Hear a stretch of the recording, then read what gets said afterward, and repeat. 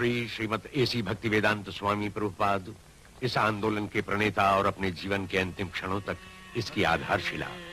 विश्व के लाखों व्यक्तियों तक इन्होंने यह आंदोलन पहुंचाया। बिना किसी व्यक्तिगत स्वार्थ के भगवान श्री कृष्ण भावना का प्रसार करने के लिए इन्होंने उस परम पिता की भक्तिभाव से सेवा की। आंदोलन से समाहित रहने पर भी लोगों का ध्यान इनकी उपलब्धियों तथा आदर्श चरित्र की ओर गया।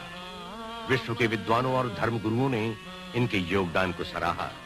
लाखों लोगों ने अपने प्रेम पूरित मन से इन्हें अपना प्रिय मित्र, शुभचिंतक स्वीकार किया। श्रील प्रभुपाद की पुण्य स्मृति में इनके शिष्यों ने अमेरिका में पश्चिम वर्जीनिया की पहाड़ियों पर एक अद्वितीय स्मारक बनाया, जहां आज लाखों यात्री हर वर्ष जाते हैं। जिनके बिखरे जीवन को श्रील प्रभुपाद ने संवारा था, वे लोग अन्य विधियों से भी इनके प्रति अपना स्नेह, श्रद्धा और सम्मान व्यक्त करते हैं। हरे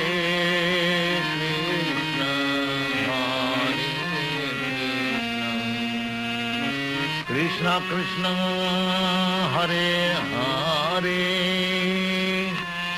हरे राम हरे। सदैव भगवान श्री कृष्ण का स्मरण, यह मूल मंत्र सदियों से भारत की आध्यात्मिक संस्कृति का लक्ष्य रहा है। आज भी भगवान श्री कृष्ण का स्मरण शिल्पकला, नृत्य, नाट्य और दर्शन की अद्भुत प्रतिभा के रूप में किया जाता है।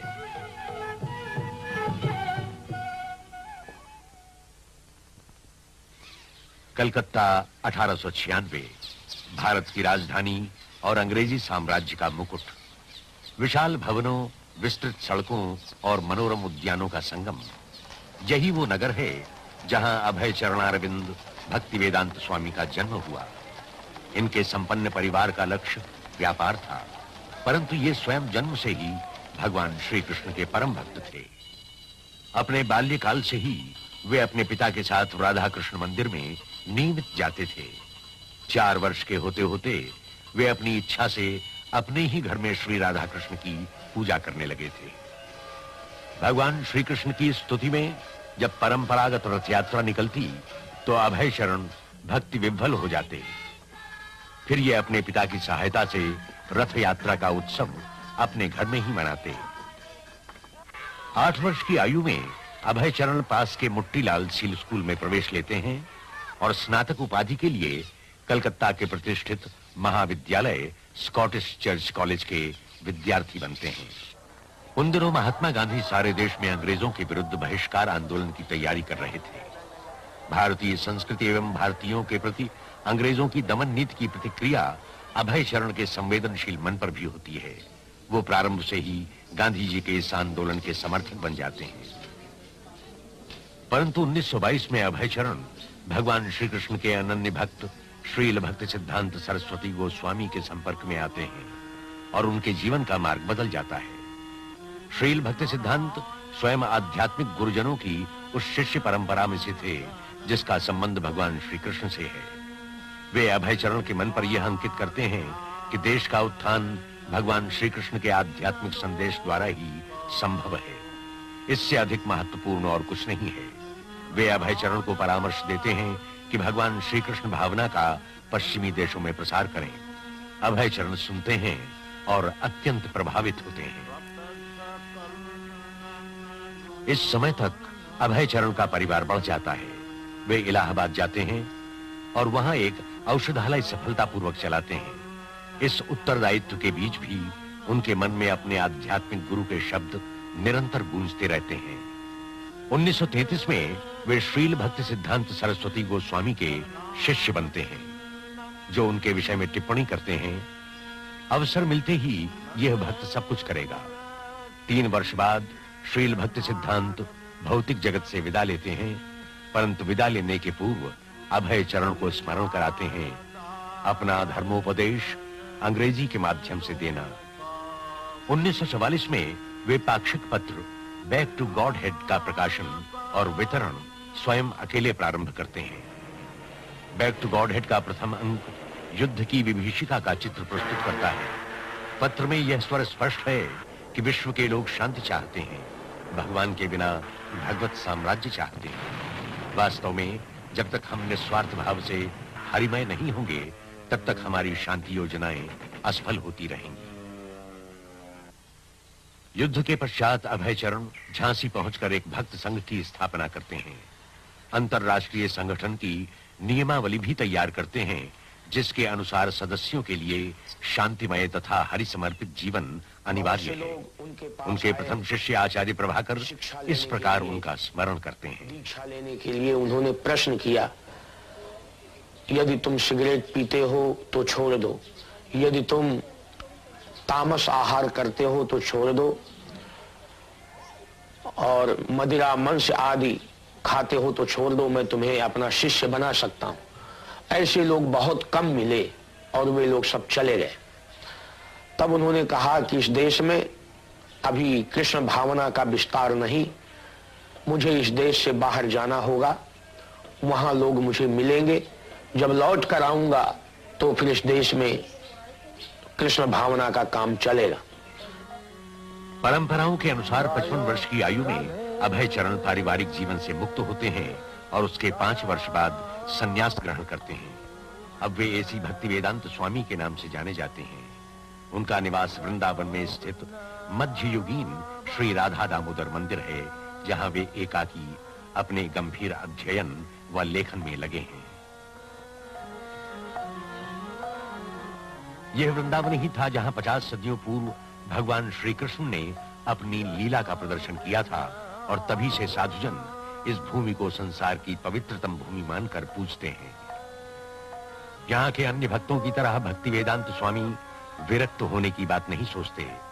उन्हें तो वृंदावन की पावन भूमि जप, पूजन और लेखन की प्रेरणा देती है।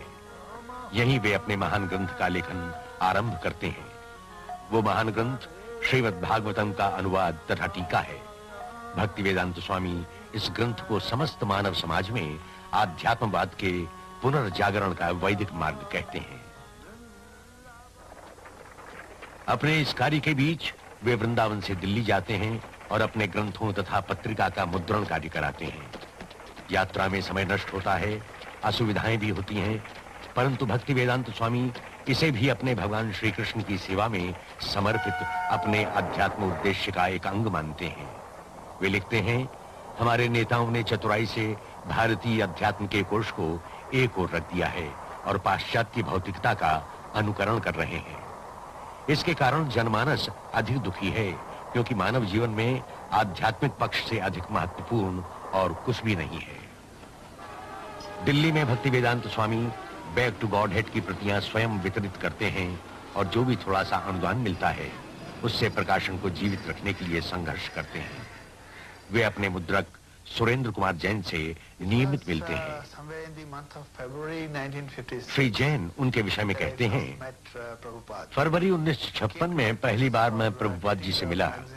वो मेरे पास बैक टू गॉड हेड के मुद्रण के संबंध में आए थे। मैंने अनुभव किया कि रुपए जमा करना उनके लिए कठिन है।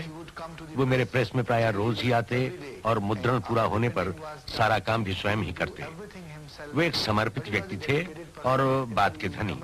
जब कभी वे मुद्रण की राशि नहीं दे पाते तो मैं उनसे कहता, आप ये सब क्यों करते हैं, इसे बंद कर दीजिए। और वे गंभीरता से उत्तर देते, नहीं, ये तो मेरे जीवन का लक्ष्य है। सुरेंद्र कुमार जी, आप एक दिन देखेंगे कि मैं अपने लक्ष्य तक पहुंच गया। 1964 तक भक्ति वेदांत स्वामी श्रीमद् भागवतम के 3 भाग पूरे करते हैं। तत्कालीन प्रधानमंत्री श्री लाल बहादुर शास्त्री उनकी इस लगन को सराहते हैं और सुझाव देते हैं कि उनके ये ग्रंथ देश के सभी पुस्तकालयों में रखे जाएं। सिंधिया जहाजरानी कंपनी की अध्यक्षा सुमति मुरारजी उनके प्रकाशनों के लिए आर्थिक सहायता देती हैं और उनकी अमेरिका यात्रा का प्रबंध करती हैं। सुमति मुरारजी के शब्दों में, और एक दिन उन्होंने मुझसे अमेरिका जाने की इच्छा प्रकट की। मुझे आश्चर्य हुआ। मैंने कहा, स्वामी जी, आप वहां मत जाइए, आप वृद्ध हो गए हैं, वहां की सर्दी आप सहन नहीं कर पाएंगे। फिर भी उन्होंने अपनी इच्छा नहीं बदली, इसलिए मैं मान गई। मैंने जलदूत जहाज से उनकी यात्रा का प्रबंध कर दिया। जल यात्रा के समय जिस दिन उनका जहाज स्वेज में था, उसी दिन भगवान कृष्ण का जन्मदिन था। उन्होंने जहाज के सभी यात्रियों, चालकों तथा अधिकारियों को एकत्र किया, उन्हें श्लोक सुनाए और प्रसाद बांटा। And then some prasad was distributed to them and all that. भक्ति वेदांत स्वामी एकाकी याचक की भांति लगभग आधा विश्व भ्रमण करते हैं। इस समय उनकी पूंजी भगवान श्री कृष्ण का अलौकिक संदेश और हरिनाम में उनकी आस्था है। जलदूत की यात्रा उनके लिए कठिन परीक्षा सिद्ध होती है। भक्ति वेदांत स्वामी समुद्री जल रोग से पीड़ित होते हैं। उनकी छाती में असह्य पीड़ा होती है। 2 दिनों में 2 बार हृदयाघात होता है, परंतु वे धीरे धीरे स्वस्थ होते हैं और लिखते हैं, आज मुझे अच्छा लग रहा है, परंतु वृंदावन से अलग होना मुझे खल रहा है। मेरे पास कोई योग्यता नहीं, फिर भी इन संकटों के बीच मुझे अपने आध्यात्मिक गुरु की आज्ञा का पालन करना है। 17 सितंबर 1965 जलदूत बोस्टन बंदरगाह के तट पर रुकता है। जहाज पर ही भक्ति वेदांत स्वामी लिखते हैं, मेरे आराध्य भगवान श्री कृष्ण, आपकी इस क्षुद्र व्यक्ति पर असीम कृपा है, परंतु मैं ये नहीं जानता आप मुझे यहाँ क्यों लाए। यहाँ के अधिकतर लोग जीवन की भौतिकता में डूबे हैं। मैं किस भांति उन तक आपका संदेश पहुंचाऊंगा। मैं तो केवल आपके शब्द दोहरा सकता हूँ। यदि आप चाहें तो मेरी वाणी को ऐसी शक्ति दें ताकि मैं अपनी बात उन्हें समझा सकूं। न मैं भक्त हूँ, न मेरे पास ज्ञान है, परंतु मुझे आपके पावन नाम पर विश्वास है। यदि आपकी दया होगी तभी मैं अपना नाम भक्ति वेदांत सार्थक कर पाऊंगा। और इसके बाद वे हस्ताक्षर करते हैं, अत्यंत दीनहीन भिक्षुक एसी भक्ति वेदांत स्वामी। भक्ति वेदांत स्वामी सर्वप्रथम बटल पेंसिल्वानिया में रुकते हैं। अपने एक मित्र के पुत्र गोपाल अग्रवाल और उनकी पत्नी शैली के मकान को अपना निवास बनाते हैं। शैली के शब्दों में, स्वामी मेरे ससुर के मित्र थे। मेरे ससुर श्री अग्रवाल भारत में आगरा के निवासी थे। उनके कहने पर मैंने स्वामी को सहयोग दिया। वे आधी रात के समय हमारे घर आए और लगभग 1 माह हमारे साथ बटलर में रहे। मैंने उन्हें अपने ससुर की तरह ही स्नेह और सम्मान दिया। वे भावुक और दयालु थे। वास्तव में मैंने अपने जीवन में वैसा असाधारण व्यक्ति नहीं देखा। स्वामी जी के पास गिनी चुनी वस्तुएं थीं, पीठ पर थोड़े से कपड़े, एक टाइपराइटर, कुछ पुस्तकें तथा एक थैली में अनाज, बस यही उनका सामान था। कल्पना कीजिए, विश्व के दूसरे छोर पर आए व्यक्ति के पास बस इतना सामान। परंतु मैंने अनुभव किया कि उनके भीतर बहुत कुछ था। स्वामी जी अपने साथ एक छोटी कड़ाही भी लाए थे जिसमें अपना भोजन बनाते थे। अपना ही क्यों, वे हमारा भोजन भी बनाते थे। हमारा बच्चा केवल 6 माह का था जब वो आए, और जब ब्रिज पहली बार खड़ा हुआ, उसे खड़ा देखकर वे हंसे थे, खूब हंसे थे। ऐसी हंसी जो निश्चल होती है, सारे विश्व को मोह लेती है। उनके 1 माह के संपर्क में मुझे ऐसा आनंद मिला जैसा आनंद पाने की कामना मैं हमेशा करती हूँ। बटलर में भक्ति वेदांत सुविधा पूर्वक रहते थे, परंतु उन्होंने सोचा कि विश्व का सर्वश्रेष्ठ दर्शन भगवान श्री कृष्ण की भावना का प्रसार विश्व के श्रेष्ठतम नगर न्यूयॉर्क से प्रारंभ किया जाए। वे वहां से 100 वेस्ट में 72वें मार्ग पर रहने आते हैं। 3 माह पश्चात उनका टाइपराइटर तथा अनुवाद के लिए उपयोगी टेप रिकॉर्डर चोरी हो जाता है। भक्ति वेदांत स्वामी ने बाद में कहा, मैं संकट उठाकर अमेरिका आया, शरीर शिथिल और जीवन का अंतिम चरण। कभी ये भी नहीं सोचता कि कहाँ रहूं, और फिर उसके ऊपर वहां का भयानक शीत। यूं तो मैं 1 वर्ष अकेला था, परंतु मैंने अकेलेपन का कभी अनुभव नहीं किया। मुझे यह आभास होता रहता था कि मेरे आध्यात्म गुरु मेरे समीप हैं, इसलिए सारी कठिनाइयां होते हुए भी मैंने अपना उत्साह नहीं खोया। भक्ति वेदांत स्वामी अमेरिका उस दशक में पहुंचे जब सारे वातावरण में असंतोष व्याप्त था। जाति भेद को लेकर वियतनाम में चल रहे युद्ध के प्रति असंतोष था। असंतोष उन स्वार्थमय नीतियों के कारण भी था जो देश विदेश में चलाई जा रही थी। दुशासन से निराश होकर वहां के तरुणों ने एक विरोधी संस्कृति का सूत्रपात किया था। जब भक्ति वेदांत स्वामी अमेरिका पहुंचे, वहां तत्कालीन परिस्थिति के प्रति एक विद्रोह था और लोग विकल्प की खोज में लगे थे। भक्ति वेदांत स्वामी कुछ दिन बावेरी में अपने एक मित्र के घर में कोठे में रहते हैं। मुकुंद स्वामी, जो इस समय उनकी कक्षाओं में उपस्थित रहते थे, अपनी प्रथम भेंट के विषय में कहते हैं। मुकुंद गोस्वामी के शब्दों में, वो बहुत मोटे कांच का चश्मा लगाते थे और एक संस्कृत की पुस्तक सदैव उनके सामने खुली रहती थी। उनकी वाणी गंभीर थी, जो प्रतिध्वनित होती थी। वे साधिकार बोलते थे और उनका संस्कृत श्लोकों का पाठ मधुर होता था। स्पष्ट रूप से वे अद्वितीय विद्वान थे। भव्य व्यक्तित्व था, परंतु रहने का स्थान जानकर मुझे उनके प्रति उत्सुकता हुई। बावेरी न्यूयॉर्क में अत्यंत साधारण स्थल था। इसके बाद चर्चा के लिए मैं उनसे मिला। मैं खड़ा था और वो मेरी तरफ देख रहे थे, एक अबोध बालक की तरह। मैंने अनुभव किया वो मुझे समय दे पाएंगे। वैसे भी उन्हें समय की कमी नहीं थी। मैंने प्रश्न किए, उन्होंने उत्तर दिए। इसके कुछ दिनों बाद वे पड़ोस के सेकेंड एवेन्यू में चले आए। हमने उनकी सहायता की और उन्हें एक छोटा सा स्थान रहने को मिल गया, जिसमें पीछे की ओर एक स्वतंत्र कमरा था और सामने एक दुकान की रूपरेखा। उसके कुछ ही दिनों बाद ये दुकान का भ्रम कराने वाला सेकेंड एवेन्यू, जो न्यूयॉर्क के लोअर ईस्ट साइड में था और चारों ओर हिप्पियों से घिरा था, एक भव्य श्री कृष्ण मंदिर में परिवर्तित हो गया। मुझे स्मरण है वहां एलन गिल्सबर्ग ने आना शुरू किया था। उनका लोअर ईस्ट साइड में आना ही उनके सामाजिक मूल्यांकन का प्रमाण था।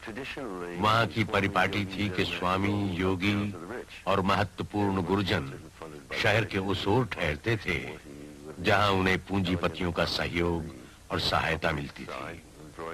उसी ओर एक शानदार भवन में कृष्णमूर्ति रहते हैं और फ्रांस में बनी सामग्री का उपयोग करते हैं।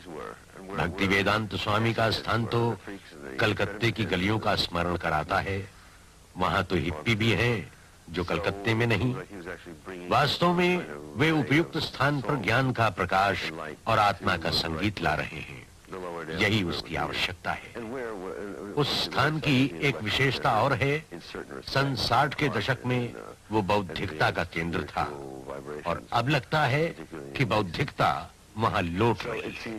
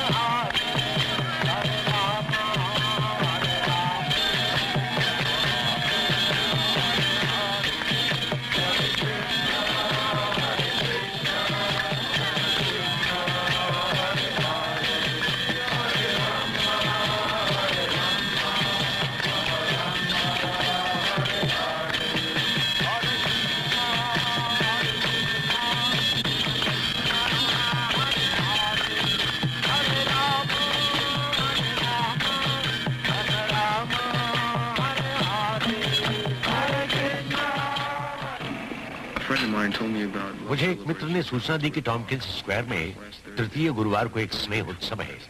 मुझे याद आया कि मैं भी किसी योग्य गुरु की खोज में हूँ, तो मुझे भगवान श्री कृष्ण ने वहां भेज दिया। मैं उनसे मिला, कुछ प्रारंभिक औपचारिकता हुई और मैंने समझ लिया कि स्वामी जी के मन में कुछ अवश्य है। I came here in America in September 1965. Srila Prabhupada के शब्दों में, मैं सितंबर 1965 में अमेरिका आया। सड़कों पे भटक रहा था। कुछ बालकों ने मुझे देखा और धीरे धीरे मेरे पास आए। मेरा उद्देश्य भगवान श्री चैतन्य का दर्शन समझाना है। Chanting Hare Krishna, Krishna Krishna, Hare Hare, Hare Rama, Rama Rama, Hare Hare. This transcendental vibration. जप की आध्यात्मिक ध्वनियों से मानसिक विकार दूर होते हैं। ये ध्वनियां आत्मा की गहराई से निकलती हैं, अतएव इनका प्रभाव सब पर एक सा होता है, चाहे वो किसी भी भाषा, देश अथवा जाति का हो। Appealing to everyone without any question of language, nationality, creed or caste, because it is coming forth from the depth of the soul. बाद में भक्ति वेदांत स्वामी ने लिखा, भगवान श्री कृष्ण कुछ योजना बना रहे थे, तभी तो तुम सब एक एक करके मेरे पास आए। तुम सब निष्कपट हो, अतएव भगवान श्री कृष्ण भावना का आत्मसात कर सकोगे। अब मैं समझता हूँ वो सब चमत्कार था, अन्यथा एक वृद्ध जो पुस्तकें बेचकर क्षुधा शांत करता हो, जिसके पास जीवित रहने के साधन भी न हो, वो कैसे भौतिकता में डूबे समाज में भगवान की भावना का प्रवेश कर सकता है। भक्ति वेदांत स्वामी के लिए ये सुखद समय था। एक तरुण की तरह गाते बोलते वे हरे कृष्ण आंदोलन जनता के समक्ष लाते हैं। उद्यानों में जाप करके, बैक टू गॉड हेड की प्रतियां वितरित करके, रविवार को निःशुल्क प्रसाद भोज आयोजित करके वे असंख्य लोगों को आकर्षित करते हैं। भविष्य के लिए उनकी आशा बलवती होती है, उसके प्रसार के आसार स्पष्ट होते हैं। हरे कृष्ण आंदोलन पनपने लगता है। Sometime in the spring of 1967, people handed me clippings. 1967 के वसंत में मुझे कुछ व्यक्तियों ने न्यूयॉर्क के समाचार पत्रों की कतरनें दी। उनमें न्यूयॉर्क में आए एक स्वामी का उल्लेख था। अतएव मैं उनसे मिलने और उनके आंदोलन को समझने वहां गया। मैं पहले उनके शिष्यों से मिला और मैं स्पष्ट कहूं, भक्ति वेदांत स्वामी के शिष्यों से मिलकर मुझे निराशा हुई। उनका ज्ञान अधूरा था और अपने लक्ष्य के विषय में वे भ्रमित थे। परंतु एक बात अवश्य थी, वो सभी गंभीरता से समर्पित थे। मैं उनके ये दो विरोधी पक्ष, एक और अनियमितता और दूसरी ओर संपूर्ण समर्पण, तब तक नहीं समझ पाया जब तक मैं भक्ति वेदांत स्वामी से नहीं मिला। और जब मंदिर में कई बार जाने के बाद उनसे मिला, तब मैंने स्पष्टता जाना कि केवल इन्हीं के कारण यह आंदोलन प्रगति कर रहा है। आश्चर्य की बात तो यह थी कि वे स्वयं को इन गतियों का केंद्र नहीं बताते थे। उन्होंने कभी ये नहीं कहा कि अमुक काम मेरे लिए करो। वो हमेशा कहते कि मुझे और आपको ये काम भगवान श्री कृष्ण के लिए करना चाहिए। वो प्रायः ऐसे काम कहते थे जो करने वालों को असंभव लगते थे। उन्होंने अपने एक प्रारंभिक शिष्य से एक पत्रिका शुरू करने के लिए कहा। उसने पत्रिकाएं पढ़ी थीं, परंतु पत्रिका के प्रकाशन से वो अनभिज्ञ था। उसने कहा, मैं ये कैसे करूंगा? भक्ति वेदांत स्वामी ने उत्तर दिया, भगवान श्री कृष्ण तुम्हारी सहायता करेंगे। फिर भी वो भयभीत था। न उसके संपर्क थे, न उसमें लोगों का विश्वास जीतने की क्षमता थी। परंतु स्वामी जी उसमें विश्वास जगाते हैं, कहते हैं भगवान श्री कृष्ण ही मार्गदर्शक हैं, वे ही आगे बढ़ाएंगे और वे ही हर कार्य करने की शक्ति भी देंगे। भक्ति वेदांत स्वामी न्यूयॉर्क के नहीं हुए थे, वे तो केवल भगवान श्री कृष्ण के थे। इसलिए जब उनके अनुयायी उन्हें सैन फ्रांसिस्को बुलाते हैं तो वो वहां भी पहुंच जाते हैं।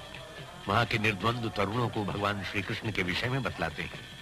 उनकी पुरातन संस्कृति, उनका आध्यात्मिक भोजन, उनका हृदयगत जाप और सदैव उच्च आदर्शों का महत्व समझाते हैं। फलस्वरूप हिप्पी आंदोलन के केंद्र Haight Ashbury Golden Gate Park जैसे स्थान पर हरे कृष्ण का मंत्र गूंज उठता है। मंत्र की गूंज में अद्वितीय शक्ति और प्रभाव स्पष्ट दृष्टिगोचर होता है।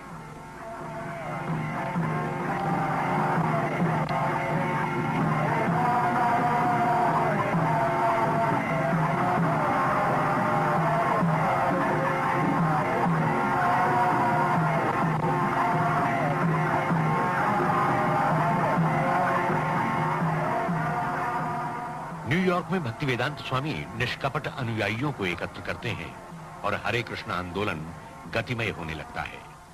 भक्ति वेदांत स्वामी को लोग सम्मान से प्रभुपाद कहने लगते हैं, जिसका अर्थ उन चरणों से है जिनके समीप गुरुजन भी बैठते हैं।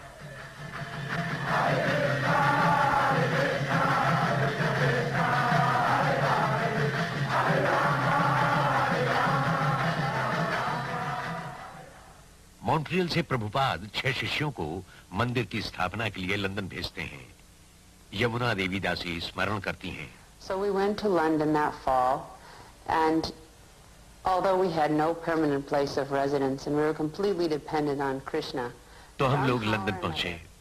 हमारे पास रहने का कोई स्थान नहीं था। हम भगवान श्री कृष्ण पर पूरी तरह निर्भर थे। हमारे पास वो उत्साह था जो श्रील प्रभुपाद ने हमें मॉन्ट्रियल में प्रदान किया था। वही विश्वास और उत्साह लिए हम जॉर्ज हैरिसन के पास गए, जो उस समय बीटल्स के सदस्य थे। वो इतने मनोहर व्यक्ति थे कि हरे कृष्ण मंत्र को सुनते ही हमसे घुल मिल गए और बोले, हम उस मंत्र का रिकॉर्ड बनाएंगे। हमने रिकॉर्ड तैयार किया। उन्होंने उसमें पार्श्व संगीत भी दिया। रिकॉर्ड जनता के मध्य आया और एप्पल ने हमारे भ्रमण का कार्यक्रम बनाया। हम जर्मनी और फ्रांस गए। television coverage. दूरदर्शन ने हमारे कार्यक्रम को समय दिया। संडे टाइम्स पत्र में हम पर आलेख प्रकाशित करने की इच्छा प्रकट की और हमने श्रील प्रभुपाद को तार से सूचित किया। कृष्ण भावना से लंदन चकित। With the headlines, Krishna consciousness startles London. Krishna भावना की दार्शनिक यश से प्रभावित होकर जो भी श्रील प्रभुपाद के पास शिष्य होने आता था वो इसे स्वीकार करते थे। हिंदुओं की कट्टरता के आधार पर नहीं वरन योग्यता और सच्चाई के आधार पर उसे ग्रहण करते थे। भारतीय आध्यात्मिक जीवन के इतिहास में आज तक ऐसा नहीं हुआ। इस दुष्टर कार्य की ओर किसी ने साहस भी नहीं किया कि पाश्चात्य देशवासियों को परिवर्तित कर उन्हें पूरी तरह भगवान श्री कृष्ण का भक्त बनाए। परंतु अपनी अतुलनीय आध्यात्मिक शक्ति और ईश्वरीय कृपा से वे सफल हुए। ऐसे सफल हुए जैसी उन्हें स्वयं भी आशा नहीं थी। यह आंदोलन कितना पुराना है? ऐतिहासिक दृष्टिकोण से यह लगभग 5000 वर्ष पुराना है। क्यों पाश्चात्य जगत अब इसकी ओर आकर्षित हो रहा है? इधर कुछ वर्षों से ही पाश्चात्य जगत पर इस आंदोलन का प्रभाव पड़ रहा है। ऐसा क्यों? पाश्चात्य देशों की तरुण पीढ़ी निराश और कुंठित है। हिप्पी आंदोलन इसका प्रमाण है। इसलिए जब उन्होंने कोई वास्तविक आधार पाया तो उसे ग्रहण कर लिया।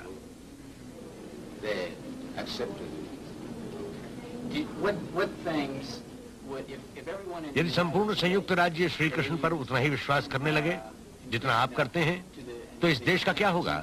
इसमें क्या परिवर्तन होगा?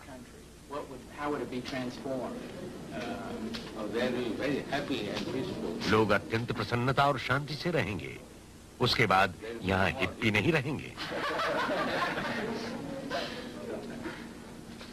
आप हिप्पी किसे कहते हैं? वो जो धूम्रपान करता है। आप मुझसे अधिक जानते हैं। कुछ असामान्य, विलक्षण।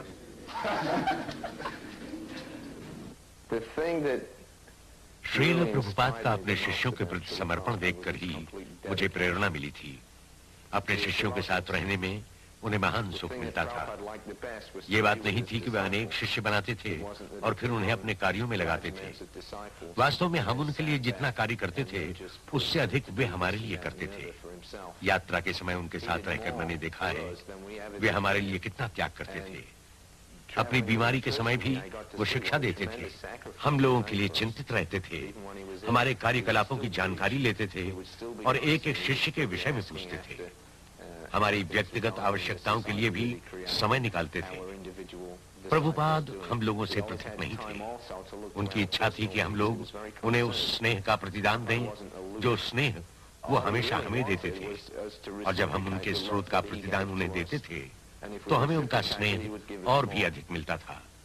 जहां तक मेरे व्यक्तिगत अनुभवों का संबंध है, मैंने श्रील प्रभुपाद में एक ऐसा व्यक्तित्व पाया है जिस पर मैं अपना सब कुछ सच्चाई से बलिदान कर सकता हूँ। श्रील प्रभुपाद के दृष्टिकोण से भगवान श्री कृष्ण भावना न कोई विश्राम के क्षणों का दर्शन है और न ही कुछ समय का धर्म। वो तो जीवन की अबाध गति है, अविरल धारा है। वो श्रेष्ठतम संस्कृति भी है जो मनुष्य की राजनैतिक, आर्थिक तथा सामाजिक समस्याओं का अंत कर सकती है। अपने इस स्वप्न को साकार करने के लिए श्रील प्रभुपाद 12 वर्षों में विश्व की परिक्रमा 14 बार करते हैं और अपने अनुयायियों को प्रेरणा देते हैं। जिज्ञासुओं से भगवान श्री कृष्ण भावना पर चर्चा करते हैं। श्रील प्रभुपाद के शब्दों में, वास्तव में हमारी व्यक्तिगत निधि कुछ नहीं है, जो है सब भगवान का है। हमने भगवान की निधि चुराई है और उस पर अपना अधिकार जताते हैं। जैसे ऑस्ट्रेलिया, वहां अंग्रेज आए, पर क्या ऑस्ट्रेलिया अंग्रेजों की संपत्ति है? वो तो पहले से ही वहां था। अमेरिका भी था। और जब सब कुछ नष्ट हो जाएगा तब भी वो रहेगा। इस सत्य के बीच हम आते हैं और अपना अधिकार जताकर कहते हैं ये संपत्ति हमारी है, और फिर झगड़ते भी हैं। भगवान श्री कृष्ण भावना की परंपराओं को पूर्ण वैभव के साथ पुनः जागृत करने के लिए प्रभुपाद एक ऐसे कृषक समाज की कल्पना करते हैं जिसका केंद्र भगवान हो। सर्वप्रथम ऐसा समाज वो पश्चिमी वर्जीनिया की पहाड़ी पर प्रारंभ करते हैं। इसे प्रभुपाद भगवान श्री कृष्ण के वृंदावन का स्मरण कर नया वृंदावन नाम देते हैं। 1972 में श्रील प्रभुपाद डेलास टेक्सास में भगवान श्री कृष्ण भावना पर आधारित प्राथमिक शाला प्रारंभ करते हैं। सत स्वरूप दास गोस्वामी बतलाते हैं, श्रील प्रभुपाद व्यावहारिकता को ध्यान में रखकर प्राथमिक शाला प्रारंभ करते हैं, जिसमें बालक नियमित अध्ययन के साथ आत्मबोध का ज्ञान भी पा सकें। इसका यह अर्थ हुआ कि गुरुकुल परिपाटी अनूठी थी, क्योंकि वहां शिक्षक स्वयं दुर्गुणों से परे होता था। आज के शिक्षा जगत में ऐसे शिक्षक पाना कठिन है जो अपनी सारी शैक्षणिक योग्यताओं के बावजूद यौन विकृतियों, मद्यपान तथा धूम्रपान से मुक्त हो। परंतु भगवान श्री कृष्ण भावना के शिक्षक के लिए यह अनिवार्य है कि वो स्वयं भक्ति के ऐसे धरातल पर हो जहां उसके विद्यार्थी उसे आदर्श मानकर चलें। जो शिक्षक कहता है उससे अधिक जो वो करता है, उस सत्य से बालक शिक्षा ग्रहण करे। श्रील प्रभुपाद ने अपने गुरुकुल में इसी प्रकार के आदर्शों का समावेश किया। श्रील प्रभुपाद धीरे धीरे अपने शिष्यों को श्री मूर्ति पूजा की पवित्र परंपरा की ओर उन्मुख करते हैं, ताकि वे अध्यात्म के क्षेत्र में उन्नति कर सकें। वे कहते हैं, भगवान श्री कृष्ण केवल ज्ञानेंद्रियों की सहायता से नहीं समझे जा सकते, परंतु मूर्ति के रूप में वे स्वयं हमारे सामने प्रकट होने की कृपा करते हैं और हमारी सेवा स्वीकार करते हैं। जब हम मूर्ति की सुंदरता की ओर आकर्षित होंगे, तब हमारे मन से भौतिक वस्तुओं का आकर्षण नष्ट हो जाएगा। जो जो हम मूर्ति की सेवा करेंगे, त्यों-त्यों हमारे मन में भगवान के प्रति निष्ठा बढ़ती जाएगी और यही निष्ठा हमारे जीवन को सफल करेगी।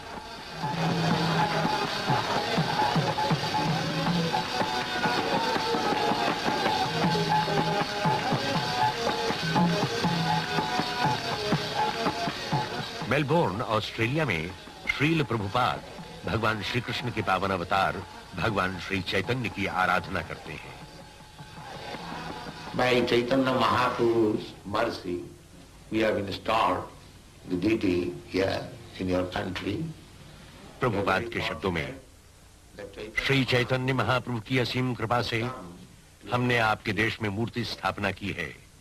आप भाग्यवान हैं कि श्री चैतन्य महाप्रभु आपके देश में प्रकट हुए और अब वे आपको चिंता मुक्त होने का उपाय समझाएंगे। यही श्री चैतन्य महाप्रभु का संदेश भी है। हर व्यक्ति समस्याओं और चिंताओं से उलझा है, परंतु यदि वह चैतन्य महाप्रभु के दर्शाए मार्ग पर चलेगा तो वह इन सारी आपदाओं से मुक्त हो जाएगा।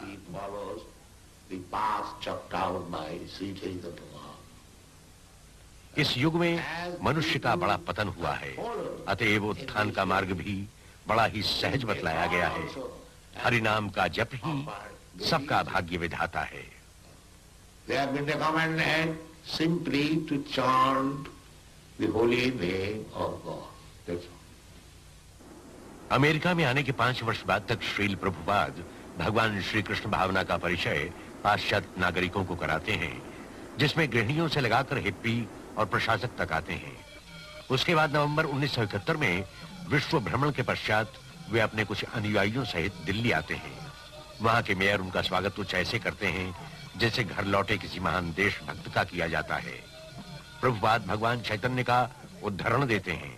भारत में जन्म लेने वाले हर व्यक्ति का कर्तव्य है कि दूसरों के हित में भगवान श्री कृष्ण भावना का प्रसार करे। यही भारत का सबसे महान वैभव है और यही अनूठा उपहार वो विश्व को दे सकता है। दिल्ली के मैदान में 30,000 भारतीय एकत्र होते हैं। वे पाश्चात्य भक्तों को देखने और प्रभुपाद को सुनने के लिए उत्सुक हैं।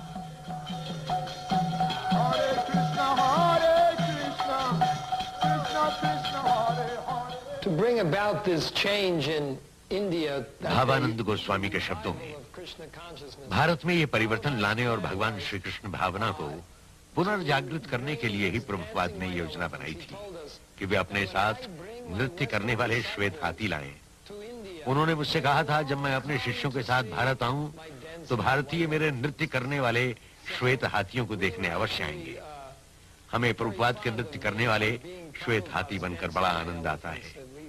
हमने उसे अपने पर प्रभुपाद की असीम अनुकंपा समझा कि उन्होंने हमें अपना नृत्य करने वाला श्वेत हाथी समझा और हम भगवान श्री कृष्ण भावना के भारत प्रसार में उनका सहयोग दे सके।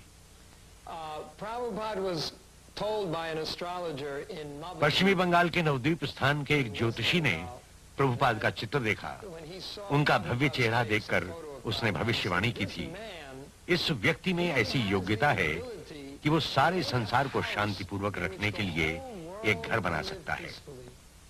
जब मैंने ये प्रभुपाद से कहा तो बोले, यही तो मेरा उद्देश्य है। भगवान श्री कृष्ण भावना का भवन इतना विशाल है कि उसमें संपूर्ण विश्व शांतिपूर्वक रह सकता है। यद्यपि हरे कृष्ण आंदोलन सारे विश्व में फैल रहा था, फिर भी प्रभुपाद उसका मूल भारत भूमि पर ही रखना चाहते हैं। वे पश्चिमी बंगाल में मायापुर जाते हैं, जो भगवान श्री चैतन्य का जन्म स्थल है। वे भगवान चैतन्य ही थे जिन्होंने 500 वर्ष पूर्व सामूहिक रूप से हरिनाम आंदोलन प्रारंभ किया था। मायापुर में भक्तों ने एक छोटा सा भूमिखंड खरीदा और उस पर अंतर्राष्ट्रीय विश्राम गृह का निर्माण शुरू किया। भवन निर्माण की कला से अनभिज्ञ मुट्ठी भर भक्तों के लिए यह कार्य कठिन था। श्रील प्रभुपाद उन्हें निर्देश देते हैं, प्रोत्साहित करते हैं। हम अपने आवास के लिए घास की झोपड़ी से संतुष्ट हैं, परंतु यदि हमारे पास केवल घास की झोपड़ी ही हुई तो यहां कौन आएगा? हम अपनी धरती को जितना ही अधिक सजाएंगे, उतने ही अधिक लोग आकर्षित होंगे। प्रभुपाद यहां ज्ञान का विशाल मंदिर बनवाना चाहते हैं, जिसमें विश्व की बड़ी से बड़ी वेधशाला समा सके और उसके चारों ओर आध्यात्मिक नगर हो, जिसमें पाठशालाएं, दुकानें, खेत और अनेकों छोटे छोटे मंदिर हों, जिसमें भगवान श्री कृष्ण की वंदना की जा सके। अनेकों लोग आते हैं, श्रील प्रभुपाद के आंदोलन में सक्रिय सहयोग देते हैं और उनके शिष्य बनते हैं। प्रभुपाद समझाते हैं कि मंदिर के आसपास 10 मील की परिधि में कोई भूखा नहीं रहना चाहिए। मार्च 1972 में भक्त इस्कॉन का प्रसाद वितरण आंदोलन प्रारंभ करते हैं और प्रसाद तथा शाकाहारी भोजन भगवान श्री कृष्ण के नैवेद्य के पश्चात बांटते हैं। जैसे ही मायापुर की योजना पूर्ण होती है, प्रभुपाद 6 महाद्वीपों से अपने शिष्यों को आमंत्रित करते हैं, जिससे वे हर वर्ष भगवान श्री चैतन्य के जन्म दिवस समारोह में एकत्र हो सकें। वृंदावन में श्रील प्रभुपाद अपने शिष्यों की आयोजित यात्रा पर विभिन्न पवित्र स्थानों के दर्शन कराते हैं और स्वयं भगवान श्री कृष्ण की लीलाओं का वर्णन करते हैं। भक्त यमुना के निर्मल जल में स्नान कर धन्य होते हैं।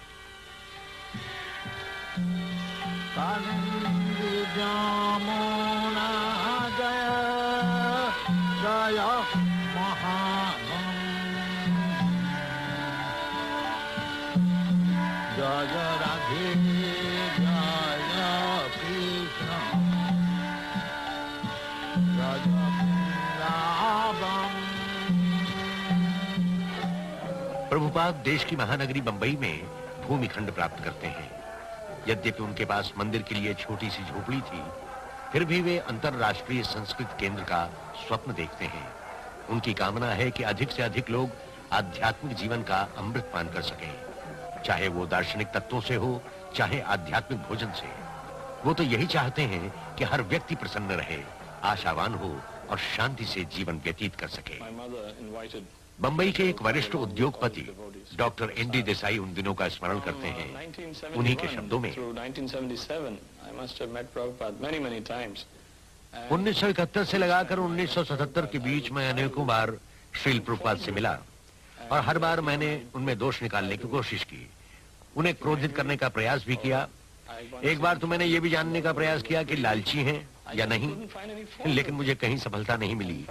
मैं उनमें कोई दोष नहीं निकाल पाया। वास्तव में हम व्यापारिक जीवन में या दैनिक जीवन में दूसरे व्यक्ति की कमजोरियों का पता लगाना चाहते हैं और व्यापार में उनकी कमजोरियों से लाभ भी उठाते हैं। परंतु ये एक ऐसे व्यक्ति थे जो कभी उत्तेजित ही नहीं होते थे। उनमें न किसी प्रकार की वासना थी और न की लिप्सा। द्वेष उनसे कोसों दूर था। उसके बाद उन 6 वर्षों का अनुभव लेकर मैंने अनुभव किया कि वे अलौकिक शक्तिवान एक दिव्य पुरुष हैं।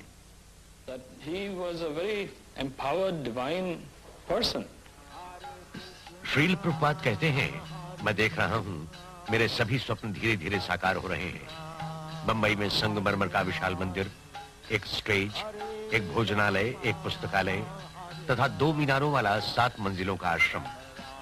मायापुर में योजनाबद्ध आध्यात्मिक नगर पनप रहा है।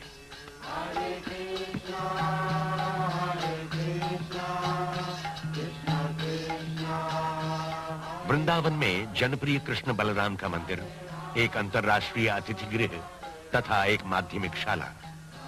प्रभुपाद देखते हैं कि उनकी संस्था विश्वव्यापी मंडल का रूप ले रही है, जिसमें 100 से अधिक मंदिर, भोजनालय, संस्थाएं, शालाएं तथा कृषक समितियां हैं।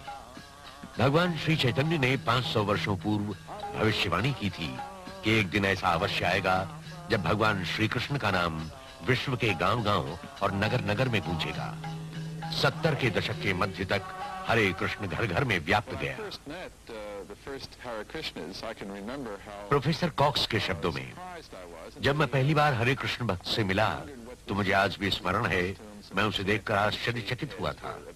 उनका परिधान, उनका जाप और केशविहीन सिर सभी मुझे अनोखे लगे थे। पर जो मैं उस आंदोलन के संबंध में अधिकाधिक जानता गया, त्यों मेरी धारणा बदलती गई। उनकी शिक्षा के तत्वों में मुझे वही भाव मिले जो मेरी समझ के अनुसार ईसाई मन में है। सारा जीवन भौतिक वस्तुओं के संग्रह का निषेध, प्रत्येक जीव के प्रति ममता तथा प्यार, पीड़ा आदि बांटकर प्रसन्न रहने का संदेश। मैं इस बात से अधिक प्रभावित हूँ कि किस प्रकार एक व्यक्ति की शिक्षा और उसके द्वारा लाई आध्यात्मिक परंपरा ने इतने व्यक्तियों को अपना लिया। मेरा निश्चित मत है कि उनका योगदान अत्यंत महत्वपूर्ण है और चिरस्थायी भी। बाल्यकाल में श्रील प्रभुपाद अपने निवास के पास कलकत्ता में भगवान जगन्नाथ की रथ यात्रा का उत्सव अपने सखाओं सहित मनाते थे। इतने वर्षों बाद वे रथ यात्रा का त्योहार आज भी मनाते हैं। अंतर केवल इतना है कि अब वो रथ यात्रा विश्व के 20 बड़े शहरों की प्रमुख सड़कों पर सैकड़ों शिष्यों और अतिथियों के साथ मनाई जाती है।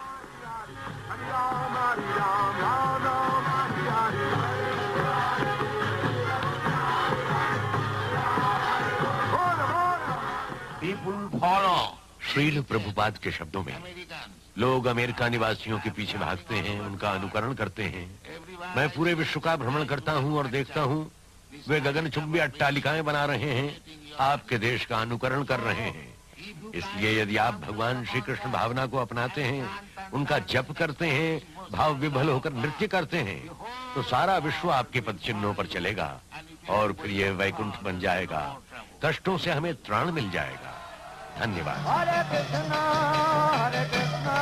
कृष्णा कृष्णा हरे हरे, हरे राम राम राम हरे हरे, हरे कृष्णा कृष्णा कृष्णा हरे हरे, हरे राम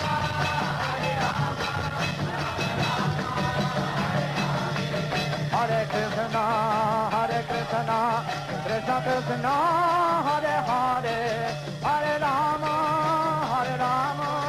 राम राम हरे हरे, हरे कृष्णा हरे हरे, हरे राम राम राम।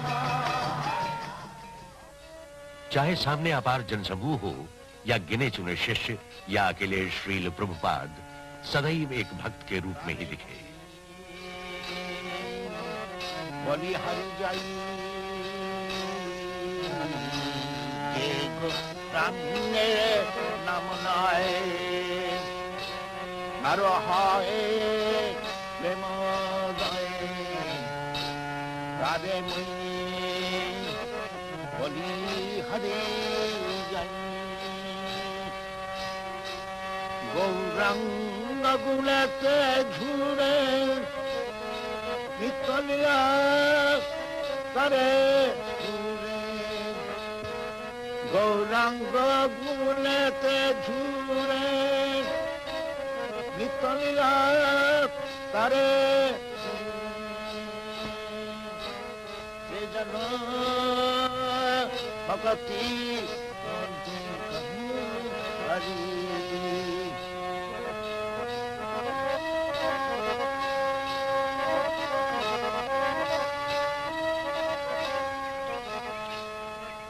श्रील प्रभुपाद विश्व के किसी भी भाग में रहे, उनकी दिनचर्या नियमित रही। प्रातः काल के निर्मल और शांत वातावरण में टहलते, फिर विद्यार्थियों और अतिथियों के साथ अंतरंग होकर समय बिताते। धोती और रूढ़िवादी विचारधारा को छोड़कर वे अपने विद्यार्थियों को अपना ज्ञान और वैचारिक क्षमता बढ़ाने का परामर्श देते। टहलने के बाद श्रील प्रभुपाद भगवत मूर्ति की वंदना करते, साष्टांग प्रणाम करते, तब श्रीमद् भागवतम के किसी श्लोक पर प्रवचन करते।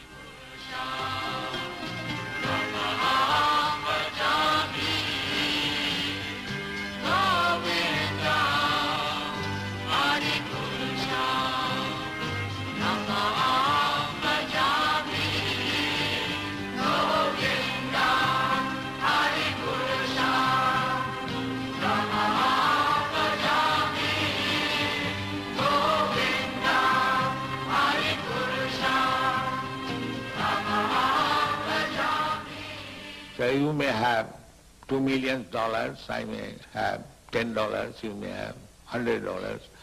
Everyone has got some riches.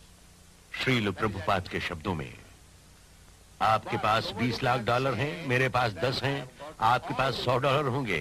अर्थात सभी के पास कुछ न कुछ संपत्ति है, परंतु ये कोई नहीं कह सकता उसके पास ही सारी संपत्ति है। ये संभव नहीं। यदि कोई ये कह सकता है कि उसके पास सारी संपत्ति है तो वो ईश्वर है, भगवान है। यही भगवान श्री कृष्ण ने कहा है। कृष्ण से भोक्तारम जगतमुथाम सर्वलोक महेश्वरम। इतिहास में ऐसा किसी अन्य व्यक्ति ने नहीं कहा।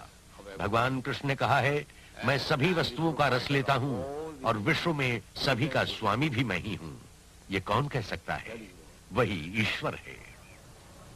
लॉस एंजलिस में मध्याह्न के बाद श्रील प्रभुपाद अपने अतिथियों तथा धर्मविदों से मिलते हैं। Your pride, your property, your family.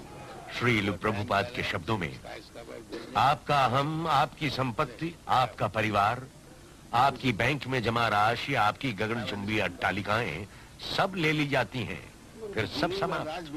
बाहर निकलो, यही ईश्वर है। अब ईश्वर समझ में आया? आप इस पर विश्वास करें या न करें, ईश्वर एक दिन आएगा, आपको ले जाएगा, आपकी हर वस्तु ले जाएगा और आप बाहर होंगे। भगवत गीता में यही कहा है, जो ईश्वर पर विश्वास नहीं करते उनके पास मैं मृत्यु बनकर आता हूं और उनका सब कुछ ले जाता हूं। इस पर विश्वास करना पड़ता है। जिस तरह मृत्यु सत्य है, उसी तरह ईश्वर भी सत्य है।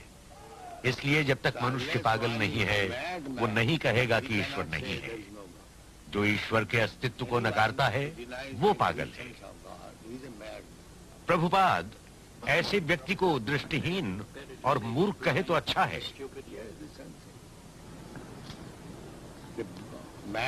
पागल सभी मूर्खताओं का योग है।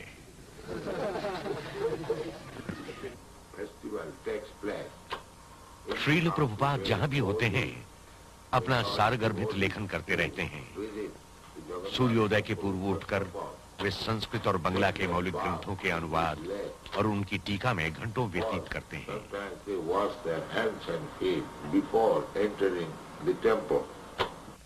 उनका सर्वाधिक महत्वपूर्ण योगदान उनकी पुस्तकें हैं। श्रील प्रभुपाद देखते हैं 6 करोड़ प्रतियां 28 भाषाओं में वितरित हो रही हैं। दर्जनों विश्वविद्यालयों के आचार्य उनकी पुस्तकों को आदर्श पाठ्य ग्रंथों के समान उपयोग में लाते हैं तथा उन पर प्रशंसात्मक टीकाएं लिखते हैं। डॉक्टर जूरा के शब्दों में, पाश्चात्य विश्व को उन्होंने श्री कृष्ण चैतन्य के भक्तिमय दर्शन से प्रथम बार परिचित कराकर एक महत्वपूर्ण कार्य किया है। इन पाठ्य ग्रंथों का परिचय भी उन्होंने भिन्न रीति से कराया है। मैंने भगवत गीता के अनेकों अनुवाद पढ़े हैं, जिनकी व्याख्या अद्वैतवाद के दर्शन की भांति अवैयक्तिक है, और ये अनुवाद आप इसे प्रथम बार भी कह सकते हैं। सच्चे अर्थों में ये भक्तिमय अनुवाद है, आध्यात्मिक अनुवाद है। मेरा विश्वास है कि यही अनुवाद भगवत गीता के वास्तविक अर्थ और उद्देश्य के समीप आता है। 1972 में स्थापित भक्ति वेदांत पुस्तक संस्थान मूलतः श्रील प्रभुपाद की कृतियों का प्रकाशन करता है। ये संस्थान भारतीय धर्म और दर्शन की पुस्तकों का महानतम वितरक बन गया है। श्रील प्रभुपाद का श्रेष्ठतम ज्ञान इन पुस्तकों का प्राण है, जो हरे कृष्ण आंदोलन का आधार है। भविष्य इसका साक्षी होगा कि यह आंदोलन अगले 10,000 वर्षों तक प्रगति करता ही रहेगा। 1977 में अपने गिरते स्वास्थ्य के बाद भी श्रील प्रभुपाद अपनी यात्राएं और शिक्षा का कार्य अनवरत करते हैं। फरवरी 1977 विश्व की महानतम तीर्थ यात्रा कुंभ मेला जो इलाहाबाद में होता है। शरीर की शिथिलता के बाद भी श्रील प्रभुपाद यहां उपस्थित होते हैं। उनके शिष्य कीर्तन करते हैं और बैक टू गॉड हेड पत्रिका की प्रतियां वितरित करते हैं।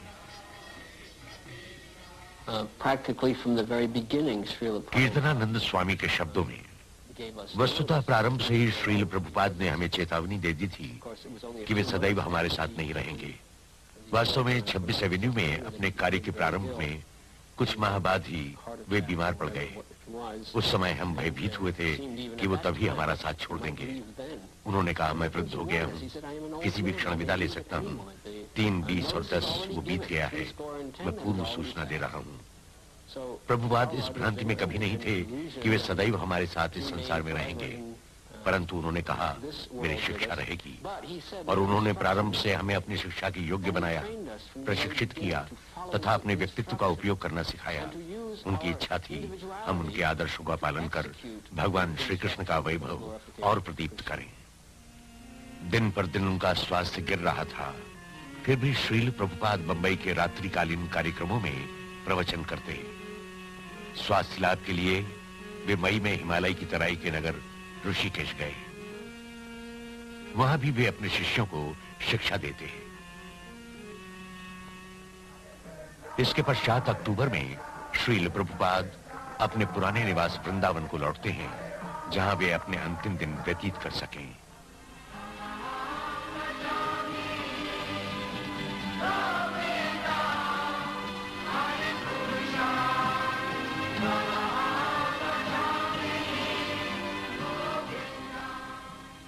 शारीरिक अयोग्यता के बाद भी श्रील प्रभुपाद की बौद्धिक क्षमता सुदृढ़ है।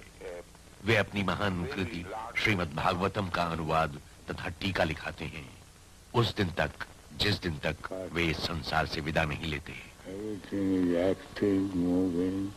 श्रील प्रभुपाद कहते हैं, सभी अभिनय है, भगवान श्री कृष्ण की महत इच्छा पर घूमना है, यही भगवान श्री कृष्ण भावना है।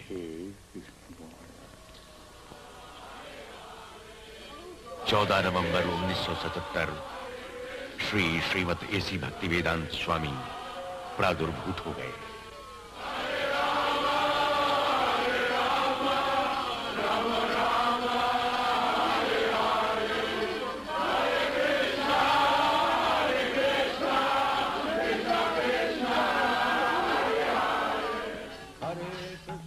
वो दिव्य व्यक्तित्व जिसने अनेक विषयों पर हजारों अर्थ वाले शब्द कहे, जिसने हजारों ढंग से ज्ञान दिया, जिसने हजारों भक्तों को प्रेरणा दी, अपने स्वामी भगवान श्री कृष्ण की शरण में लौट गया। भक्तों पर असीम कृपा करने वाले भगवान श्री कृष्ण ने अपने भक्तों को श्रील प्रभुपाद का सामीप्य दिया। अपने कार्यों में स्वाधीन भगवान श्री कृष्ण ने यह सामीप्य समाप्त कर दिया। फिर भी श्रील प्रभुपाद रहेंगे, वे अमर हैं। वे अपनी शिक्षा में सदैव रहेंगे, वे अपने अनुयायियों के हृदय में सदैव रहेंगे। उनके शुभ चिंतक बनकर वे सदैव उनका नियंत्रण करेंगे।